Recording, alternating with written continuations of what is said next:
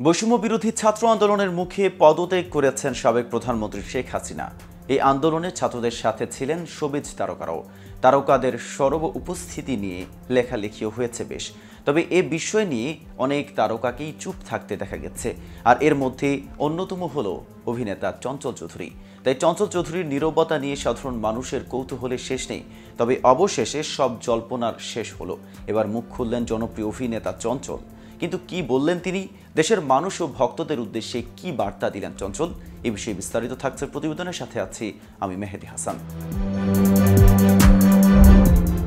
নীরবতা ভেঙে সামাজিক যোগাযোগ মাধ্যমে দীর্ঘ এক পোস্ট করেছেন চঞ্চল চৌধুরী। লিখেছেন, শুক্রবার সোশ্যাল মিডিয়ায় পোস্ট করে নিজের অবস্থান জানিয়েছিলেন চঞ্চল। তিনি লেখেন, আমি চঞ্চল চৌধুরী বলছি। আমার নাম ব্যবহার করে কোনো দেশি বিদেশি পত্রপত্রিকা বা সামাজিক যোগাযোগ মাধ্যমে সাম্প্রতিক পরিস্থিতিতে যদি কিছু লেখা হয় তার দায় আমার নয়। কারণ এখন পর্যন্ত আমি কোনো পত্রপত্রিকা বা সামাজিক যোগাযোগ মাধ্যমে কোনো বিষয়ে কোনো বক্তব্য দেইনি। আমি সাধারণ একজন শিল্পী, পেশাগত কারণ ছাড়া কোনো কিছুর সঙ্গে আমার কোনো সম্পৃক্ততা নেই। আমার মায়ের চরম অসুস্থতাজনিত কারণে সাম্প্রতিক সময়ে আমি সোশ্যাল মিডিয়ায় খুব বেশি সক্রিয় নই। দেশে শান্তি বিরাজ করুক, সকলের মঙ্গল হোক। উল্লেখ্য, হাসিনা ঘনিষ্ঠ বলেই পরিচিত চঞ্চল চৌধুরী।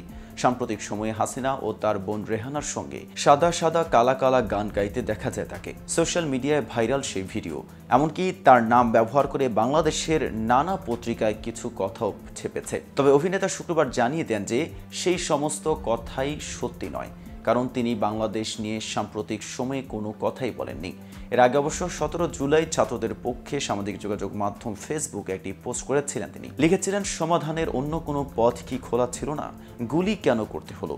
বুকের রক্ত না ঝরিয়ে সুষ্ঠু সমাধান করা যেত না? ওই পোস্টে তিনি নোংরা রাজনীতি বন্ধের কথাও বলেন। চঞ্চল বলেন, হায় রে দুর্ভাগা দেশ, নোংরা রাজনীতির নামে এই রক্তপাত বন্ধ হোক।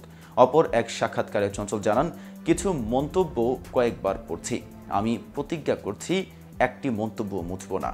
ধরে নিলাম দেশের মানুষের কাছ থেকে এগুলো আমার শিল্পী জীবনের অন্যতম স্বীকৃতি, যাদের জন্য গত 3টা দশক অক্লান্ত শ্রম, ঘাম, মেধা আর সততার ভেতর দিয়ে নিজেকে পরিচালিত করেছি।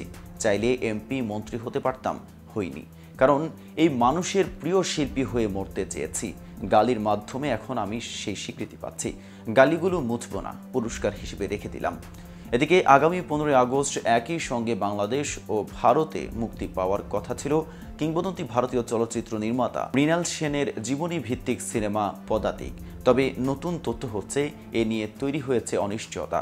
এর মধ্যে বাংলাদেশ একটা রাজনৈতিক অস্থিতিশীল পরিস্থিতি পার করছে। সরকার ও রাজনৈতিক পট পরিবর্তনের পর দুই বাংলার বিনোদন দুনিয়া কতটা প্রভাবিত হতে চলেছে, এ নিয়ে প্রশ্ন উঠেছে। বাংলাদেশের বর্তমান রাজনৈতিক পরিস্থিতি নিয়ে পর্যালোচনার পাশাপাশি দুই বাংলায় সিনেমা মুক্তি নিয়েও দেখা দিয়েছে আশঙ্কা। অন্যদিকে মুক্তির সংখ্যায় রয়েছে দেশের একাধিক সিনেমা। পদাতিকের মুক্তি নিয়ে এর প্রযোজক ফিরদৌস হাসান ভারতীয় এক গণমাধ্যমকে বলেন, এখন বাংলাদেশের যে অবস্থা তাতে সিনেমাটির মুক্তি সম্ভব নয়। বাংলাদেশের মানুষ এই মুহূর্তে সিনেমা দেখার মানসিকতায় নেই, তাই ভারতে নির্দিষ্ট দিনে এটি মুক্তি পাবে। বাংলাদেশের কথা এখনই বলতে পারছি না। তো ভিউয়ার্স, ভিডিওটি সম্পর্কে আপনাদের কোনো মতামত থাকলে কমেন্টস করে জানাতে পারেন। সাথে নিয়মিত শোবিজ আপডেট পেতে কেটিভি শোবিজ।